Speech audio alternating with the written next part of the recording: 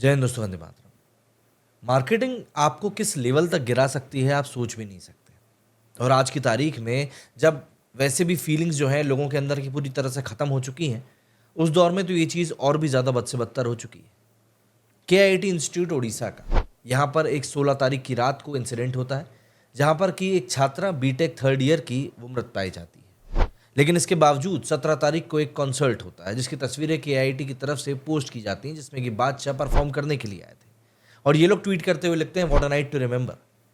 Obvious सी बात है, नेपाल की इस लड़की की जितने भी दोस्त थे, जितने भी साथ संगी साथी थे जो साथ के नेपाल के थे, जब वो ऐसे ट्वीट्स को देखेंगे तो उनका तो गुस्सा भड़कना जायज़ ही है कि यहाँ पर एक हमारी साथी अपनी जान खो चुकी है और आप यहाँ पर ट्वीट कर रहे हैं कि what a night to remember. लेकिन बात दरअसल इतनी ही होती तो शायद शांत हो जाती। बात इतनी नहीं थी, बात काफ़ी ज़्यादा थी। दरअसल दोस्तों, एक और शॉकिंग और हार्ट ब्रेकिंग इंसिडेंट निकलकर सामने आया है। एक ऐसा केस जो सिर्फ और सिर्फ एक लड़की की जिंदगी नहीं बल्कि हमारे समाज की सोच पर भी सवाल उठा रहा है। प्रकृति लामसाल, एक नेपाल की रहने वाली लड़की जो कि इंडिया पढ़ने के लिए आई थी। उसके सपने, उसकी उम्मीदें, सब कुछ बस एक पल में छिन गया। और हम अब सिर्फ यहाँ पर बैठकर तमाशा देख रहे हैं कि इंसानियत कितनी ज़्यादा तार तार हो सकती है।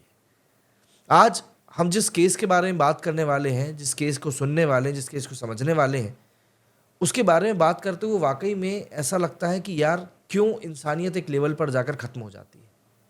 क्यों लोग सामने वाले की मनोदशा को समझे बिना ही इस तरह के कमेंट्स कर देते हैं, जो कि सामने वाले के जहन में शायद ज़िंदगी भर के लिए बस जाएंगे। और मैं आपको बता दूं, भारत और नेपाल के पॉलिटिकल रिलेशंस अभी जिस पतली बर्फ़ के ऊपर खड़े हुए हैं ना, ये इंसिडेंट उसमें कुछ इम्प्रूवमेंट नहीं लाएगा बल्कि और नीचे ही लेकर जाएगा।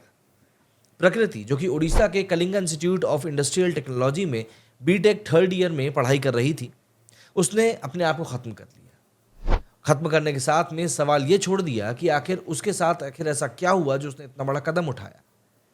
जो रिपोर्ट्स के मुताबिक खबरें निकलकर सामने आ रही हैं, उसमें बताया जा रहा है कि उसका एक्स बॉयफ्रेंड अद्विक श्रीवास्तव, जो कि बताया जाता है कि किसी राजनीतिक परिवार से जुड़ा हुआ है, वो उसको काफ़ी लंबे समय से परेशान कर रहा था। और ये सिर्फ एक अफवाह नहीं है, क्योंकि एक ऑडियो रिकॉर्डिंग भी वायरल आई है और वो ऑडियो रिकॉर्डिंग में इतनी ज़्यादा अपशब्द हैं, इतनी ज़्यादा गलत शब्द हैं कि मैं आपको यहाँ पर सुनाने की ज़हमत भी नहीं कर सकता। लेकिन ट्विटर पर आपको वो मिल जाएगी।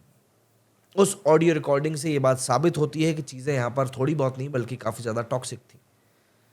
इस ऑडियो रिकॉर्डिंग में ये लड़का उस लड़कियों के ऊपर गालियों की बौछार कर रहा है, इतनी ज़्यादा कि मतलब आपको सुनकर ऐसा लगेगा कि यार ये आखिर क्यों ही सुनना पड़ रहा है। और उसके शब्दों से साफ तौर पर दिखाई दे रहा है कि वो लड़की को किस कदर मेंटली परेशान कर रहा है, उसके ऊपर दबाव बना रहा है। प्रकृति अपनी इसी पूरी सिचुएशन की कंप्लेंट लेकर कॉलेज अथॉरिटीज़ के पास भी गई थी, क्योंकि अभी तक आपको लगा होगा कि जब लड़की इतनी परेशान है तो वो कॉलेज अथॉरिटीज़ के पास क्यों नहीं गई। तो मैं आपको बता दूं, वो गई थी। लेकिन जैसा अक्सर होता है, अमूमन होता है, वैसे ही हुआ। वहाँ पर किसी ने भी उसकी बात सुननी ज़रूरी नहीं समझी। अब ऐसे में ऑब्वियस सी बात है, ये सवाल उठता है कि क्या ये कॉलेज सिर्फ नाम के लिए है? क्या यहाँ पर सिर्फ एक बिजनेस किया जा रहा है जिसमें स्टूडेंट सिर्फ और सिर्फ फीस देने वाले कस्टमर्स हैं? क्योंकि अगर प्रकृति ने जब कंप्लेंट करी थी उसी वक्त एक्शन ले लिया गया होता तो शायद आज प्रकृति ठीक होती। प्रकृति को उसके एक्स बॉयफ्रेंड अदिक श्रीवास्तव ने बार बार परेशान किया था, उसका शोषण किया था। और जब उसने मदद मांगी तो कोई सुनने वाला नहीं था। 1 महीने पहले उसने यूनिवर्सिटी के इंटरनेशनल रिलेशंस ऑफिस में अपनी तकलीफ बयां भी करी थी। उसके दर्द, उसके दुख, उसका जिस तरह का संघर्ष था, उसको बस सब लोगों ने अनसुना कर दिया और आज की तारीख में उसकी आवाज़ खत्म हो चुकी है। लेकिन अब क्या? अब यूनिवर्सिटीज़ की जो अथॉरिटीज़ हैं, उन्होंने शुरू कर दिया इल्ज़ामों का एक पूरा गुलिस्ता सजाना। जिस तरीके से चीज़ों को नहीं होना चाहिए था, उन्होंने वही किया। सच छुपाने की उन्होंने कोशिश शुरू कर दी। जब स्टूडेंट्स ने जस्टिस की डिमांड करी, प्रोटेस्ट किया, सवाल किए, तो उन्हीं स्टूडेंट्स के साथ इस तरह की मतलब पेश आए ये लोग कि वो सोच कर ही लगता है कि यार वाकई में अगर हमारे देश के बच्चों के साथ किसी दूसरे देश में इस तरह की हरकतें करी गई होती तो हमें भी कितना बुरा लगता। आज की तारीख में नेपाल के स्टूडेंट्स को अगर भारत ने परेशान किया गया है, वो भी जस्टिस की मांग को लेकर, तो वो भी सरासर गलत है। पुलिस के डॉक्यूमेंट्स के मुताबिक फैकल्टीज़ ने नेपाल के जो स्टूडेंट्स हैं उनको वापस भेजने तक का नोटिस निकाल दिया। इसकी तस्वीरें भी हमारे पास हैं। मतलब ना सिर्फ एक स्टूडेंट को यहाँ पर परेशान किया गया था, बल्कि अब जो लोग उसको लेकर सच बोल रहे हैं, जो जस्टिस मांग रहे हैं, उनको भी दबाया जा रहा है। जिन स्टूडेंट्स ने आवाज़ उठाई, उन्हें धमकाया गया, डराया गया। फैकल्टीज़ के लोग, जो कि शिक्षक होने के नाते आपके माता-पिता का भी रोल अदा करते हैं जब आप घरों से दूर रहते हैं, उन्होंने तो वहाँ पर गुंडों की तरह बिहेव किया। फैकल्टी वहाँ पर एक्चुअली जो लेडी फैकल्टी कहना सही रहेगा, वो वहाँ पर कहती हुई सुनाई देती है एक वीडियो में कि यहाँ रोज़ 40,000 स्टूडेंट्स खाना खाने आते हैं। नेपाल का उतना बजट भी नहीं है, जितना कि हमारे पूरे कॉलेज का बिज़नेस है। एक लड़की की वहाँ पर जान चली गई है, लेकिन इनको बस यहाँ पर अपना ईगो दिखाई दे रहा है, अपना पैसा दिखाई दे रहा है, सीरियसली। यूनिवर्सिटी के फाउंडर अच्युतम समंता, जो कि एक बड़े इंसान माने जाते हैं, उनके ऊपर भी अब ये इल्ज़ाम लग रहा है कि वो स्टूडेंट्स को धमका रहे हैं और इस पूरे मामले को रफा-दफा करने की कोशिश कर रहे हैं कि कहीं से कहीं तक भी बात बिगड़ ना जाए। हालाँकि अब बात पूरी तरह बाहर आ चुकी है, बात पूरी तरह बिगड़ चुकी है, मेन स्ट्रीम मीडिया में भी ये बात आ चुकी है। अब जैसे कि ये सब काफ़ी नहीं था, नेपाली स्टूडेंट्स को तुरंत हॉस्टल से निकालने के लिए नोटिस लगा दिया गया। बिना किसी प्रायर नोटिस के उनके एग्ज़ाम सर पे हैं, लेकिन ये सब सिचुएशन क्रिएट की जा रही है। उन्हें बस यहाँ से एक तरीके से भगा दिया गया। कहीं कोई सुनवाई नहीं, कहीं कोई इंसाफ नहीं। जो रिपोर्ट सामने आ रही है, उनके मुताबिक अद्विक श्रीवास्तव कंटिन्यूअसली प्रकृति को परेशान कर रहा था। वो उससे ऐसे काम करने के लिए बोल रहा था जो वो काम करने के लिए लड़की कंफर्टेबल नहीं थी। वो उसके पर्सनल वीडियोस भी लीक करने की बात कर रहा था। एक लड़की ऑब्वियस सी बात है, इतना प्रेशर कहाँ से झेल पाएगी जब वो अपने घर से दूर रह रही है। लेकिन ऑब्वियस सी बात है, कॉलेज वालों ने अगर समय पर एक्शन लिया होता, बजाय इसके कि लड़के को बचाने की कोशिश करी, तो शायद चीज़ें आज बहुत हद तक अलग होती। जब प्रकृति ने अपने आप को ख़त्म कर लिया, तब कॉलेज ने बिना पुलिस को इन्फॉर्म किए उसकी बॉडी को भी वहाँ से हटा दिया।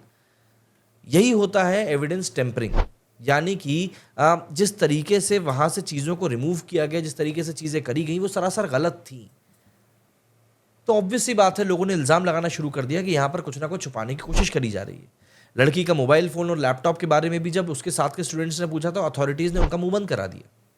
और जब अद्विक के भागने की कोशिश सामने निकल कर आई, तब एयरपोर्ट पर उसको पकड़ लिया गया। मतलब क्राइम भी किया गया, भागने भी वाला था, और कॉलेज उसको किस तरीके से चीज़ों को हैंडल कर रहा था, वो सरासर समझ में आ रहा है।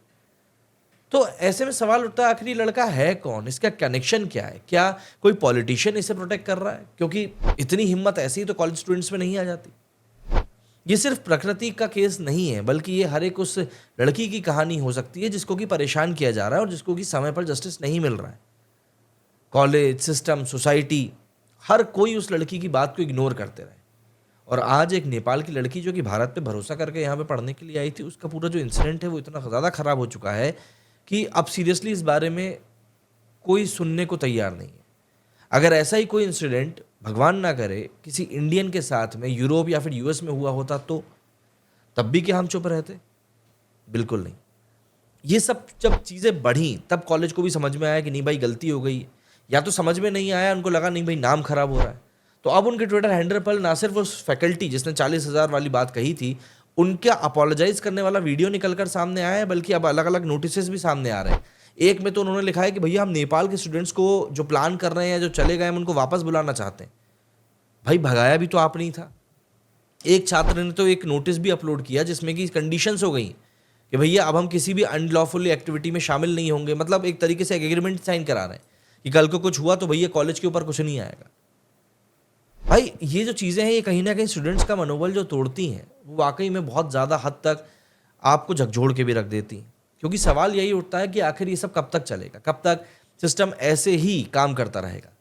कब तक हर एक लड़की को खुद अपनी जान देकर सबको जगाना पड़ेगा? ये लड़ाई सिर्फ एक लड़की की नहीं है, बल्कि ऑब्वियस सी बात है, पूरे समाज की बन चुकी है।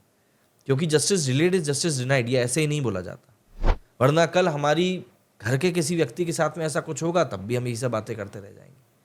और यहाँ पर इस पूरे सिनेरियो में सबसे बड़ी बात सोशल मीडिया की भी पावर देखने के लिए मिली कि कैसे सोशल मीडिया एक टूल की तरह इस्तेमाल किया जा सकता है जब हायर अथॉरिटीज़ भी आपकी बात ना सुने।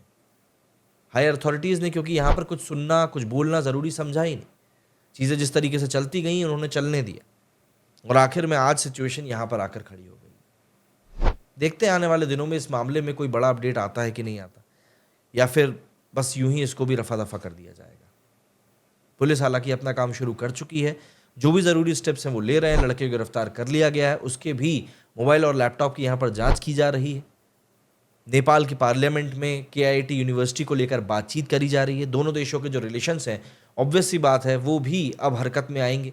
जो रिलेशनशिप ऑफिसर्स हैं वो भी हरकत में आएंगे, क्योंकि वाकई में ये इंसिडेंट दो देशों के बीच का एक बहुत बड़ा कांटा बन जाएगा अगर इसको जल्दी से जल्द सॉर्ट आउट नहीं किया गया तो। मेरे इस वीडियो में फिलहाल इतना ही। जय हिंद, जय भारत।